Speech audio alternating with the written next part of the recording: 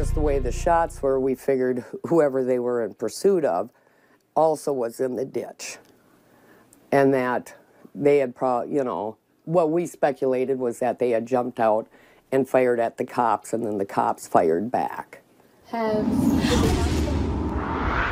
We are continuing our team coverage tonight on an officer-involved shooting that happened in Hubbard County, Minnesota. That's where 3 people are dead, and an officer has been treated for a gunshot wound.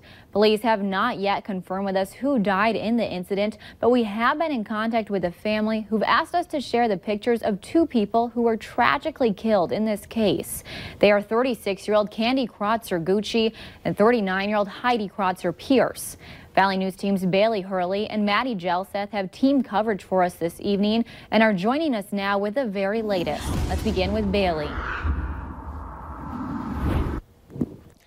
Melanie, I talked with family members of the suspect and the victims today, and they tell me that both Heidi and Candy went to that house in Nevis, which is also a daycare, last night around 9 to pick up their nieces and nephews. Now, family members say that the suspect came out of that house and he shot both women in their vehicle. That's when he took one of the women out of the vehicle and put her body on the driveway. And he got in the vehicle with the other deceased woman still in the passenger seat, and he fled the scene.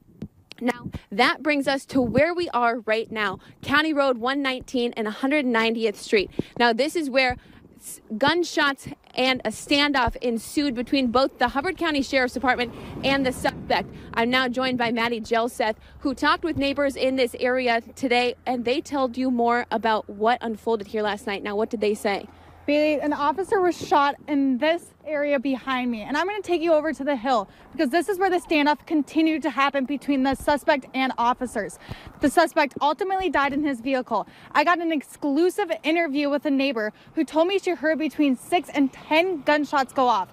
She said she was scared for her life because it was right in her front yard.